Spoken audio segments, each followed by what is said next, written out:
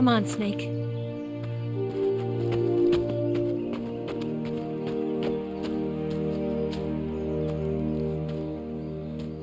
We made it. We made it. Over there.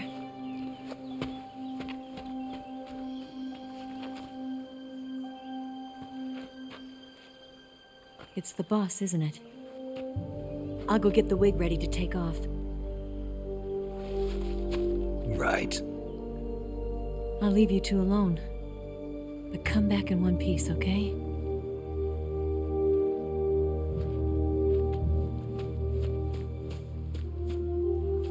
Promise me!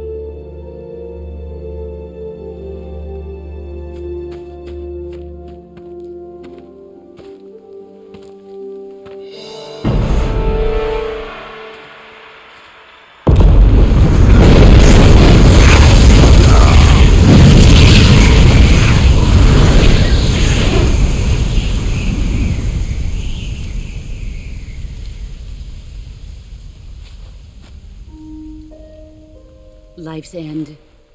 Isn't it beautiful? It's almost tragic. When life ends, it gives off a final lingering aroma.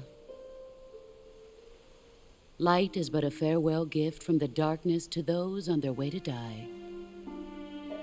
I've been waiting, Snake, for a long time. Waiting for your birth, your growth, and the finality of today. Boss. Why are you doing this? Why? To make the world one again. The world used to be whole. But with the end of the Second World War, the philosophers began to fight amongst themselves, and the world was torn apart. The Cobras, my comrades who trained and fought alongside me, were torn apart as well. The foibles of politics and the march of time can turn friends into enemies just as easily as the wind changes. Ridiculous, isn't it? Yesterday's ally becomes today's opposition. And this Cold War? Think back. When I was leading the Cobras, America and Russia were fighting together. Now, consider whether America and Russia will still be enemies in the 21st century. Somehow I doubt it. Enemies change along with the times, the flow of the ages, and we soldiers are forced to play along. I didn't raise you and shape you into the man you are today just so we could face each other in battle. A soldier's skills aren't meant to be used to hurt friends. So then what is an enemy? Is there such a thing as an absolute timeless enemy? There is no such thing, and never has been. And the reason is that our enemies are human beings like us. They can only be our enemies in relative terms. The world must be made whole again. The philosophers must be reunited. I will devote my skills to that purpose. And with the Colonel's money, I will achieve that end. Just as I once created the Cobras. They are my family. I may no longer be able to bear children, but I still have a family. It was November 1st, 1951. I was in the Nevada desert participating in atomic testing. The name Nevada is derived from Spanish, covered in snow, white as snow. And snow is exactly what I saw in that Nevada desert. It froze my blood white. Snake, you were an atomic test subject, weren't you? On Bikini Atoll. That's part of the reason I was drawn to you. You and I are alike. We're both slowly being eaten away by the karma of others. we'll never have the chance to die peacefully of old age. We have no tomorrow. But we can still have hope for the future. In 1960, I saw a vision of the ideal future from space. 3 years earlier, the Soviet Union had succeeded in launching Sputnik, the first man-made satellite in history, into orbit. This came as a huge shock to the United States. In response, America threw everything it had into its own manned spaceflight project, the Mercury program.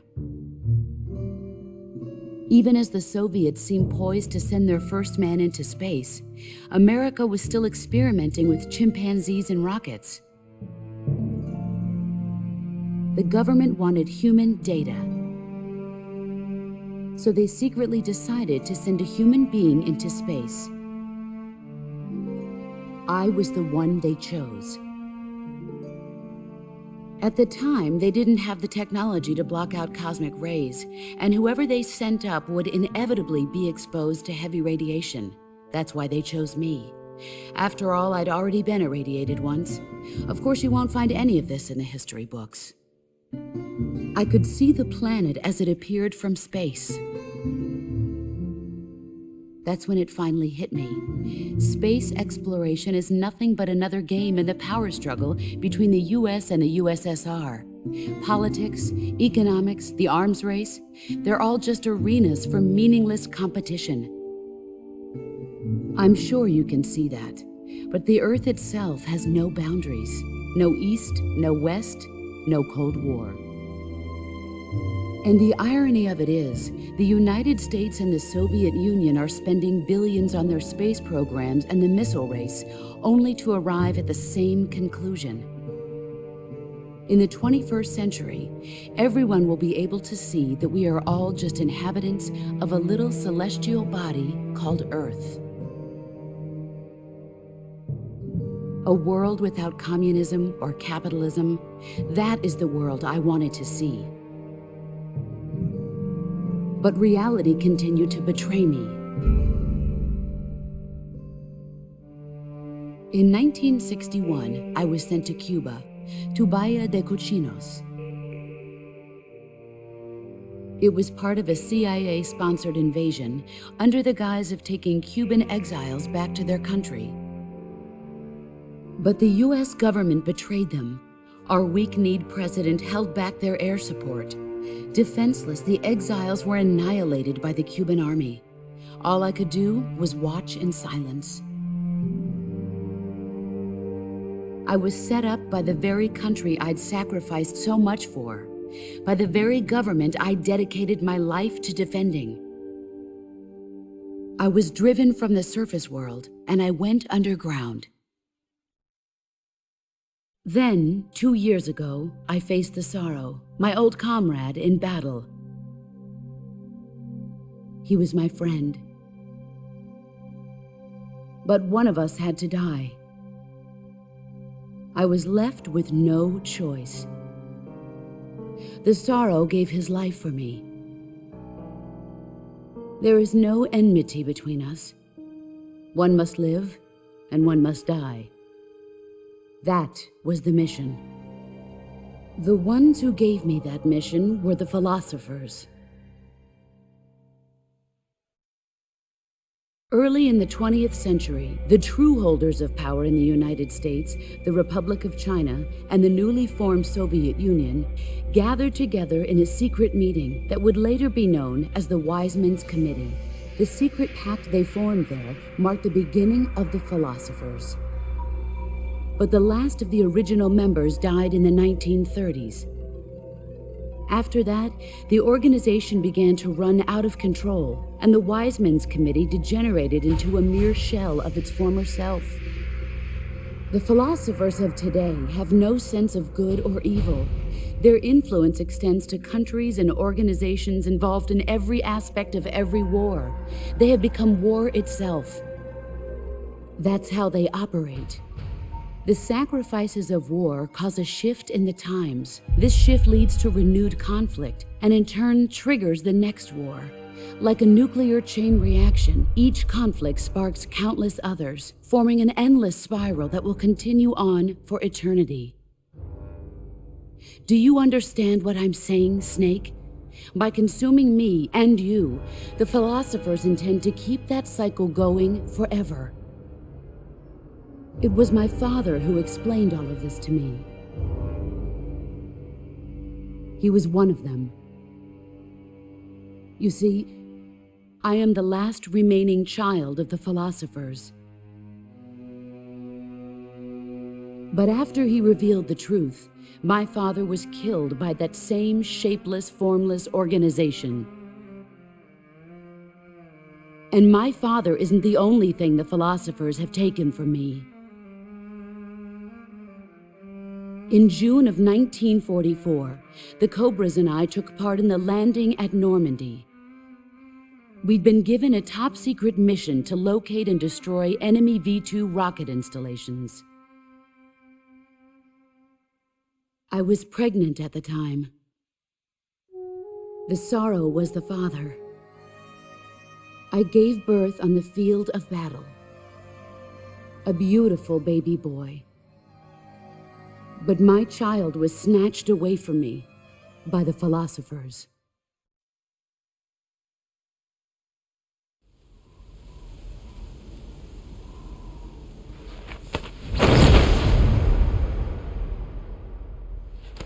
Look at this scar.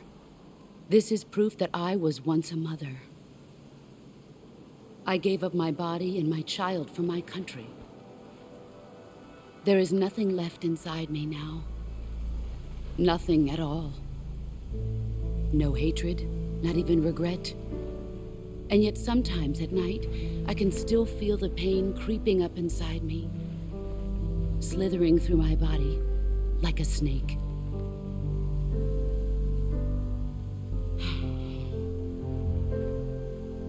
I've never talked this much about myself before. Thanks. Thanks for listening to me.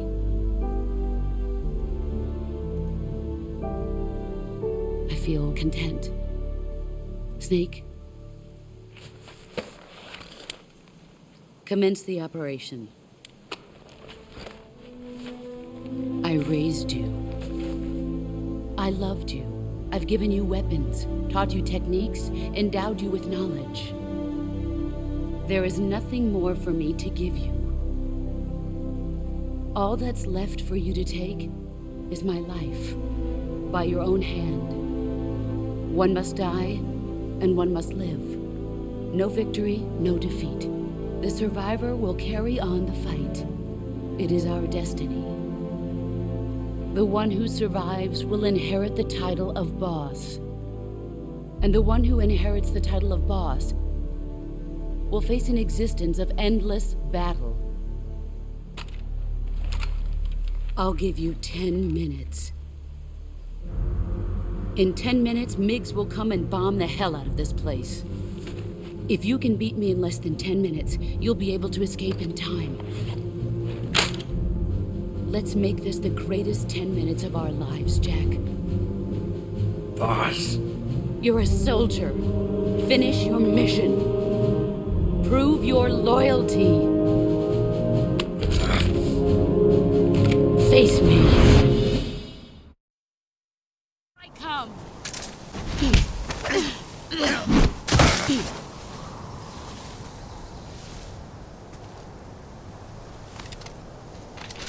I'm disappointed.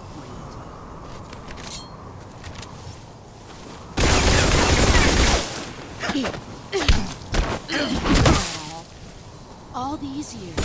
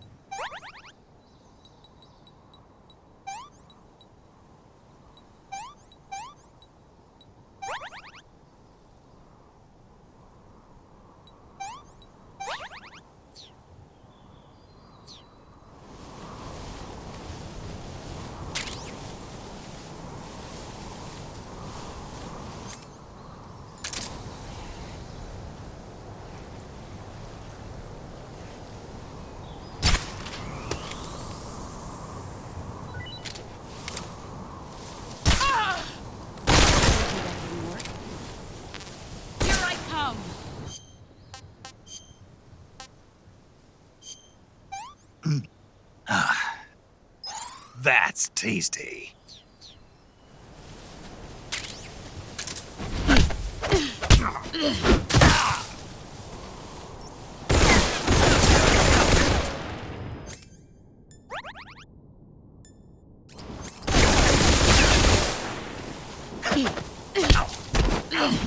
Try. Pathetic.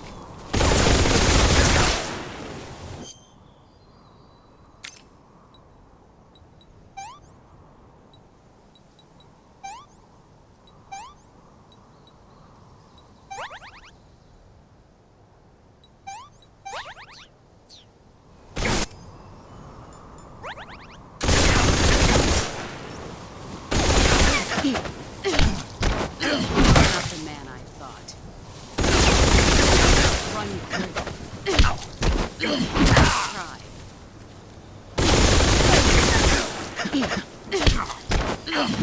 Try. Pathetic. Try.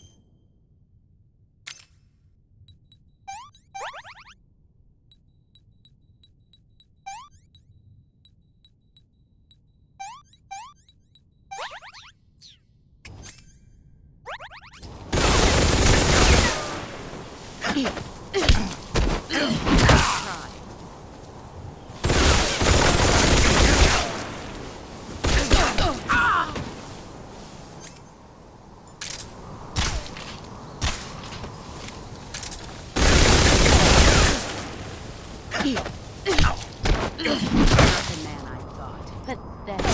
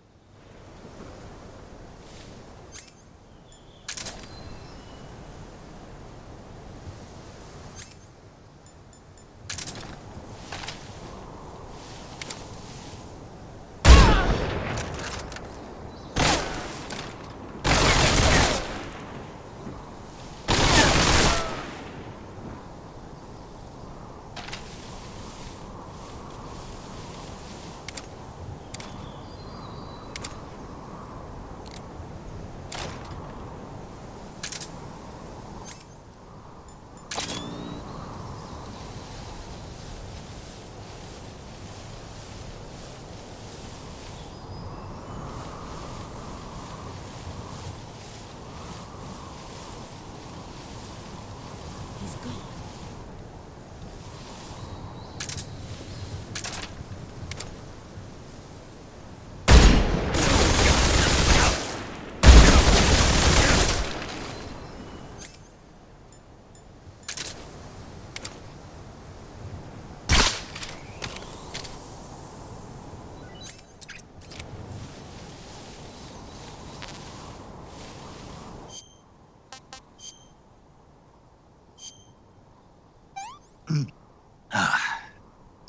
This tastes great.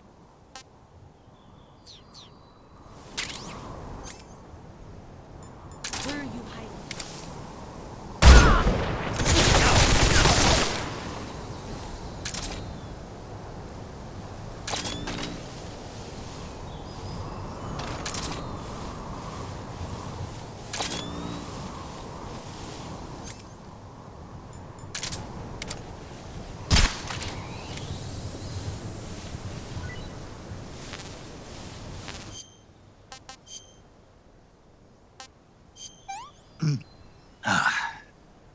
Can't complain.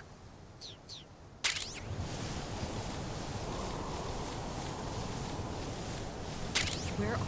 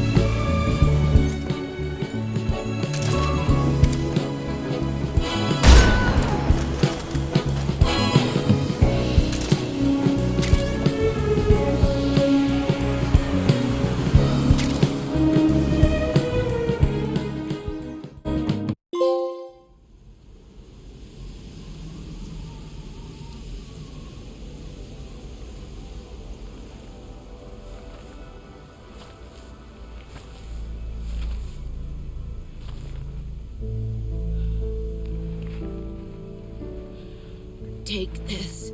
Keep it safe.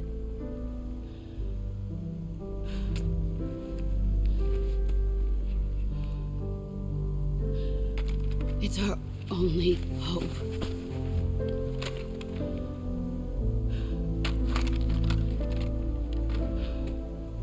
A patriot?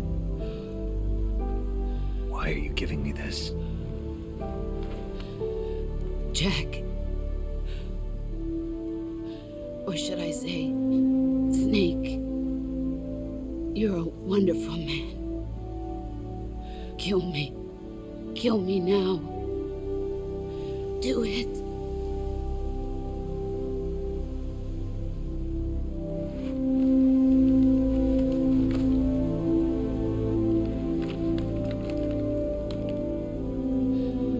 There's only room for one boss and one Snake.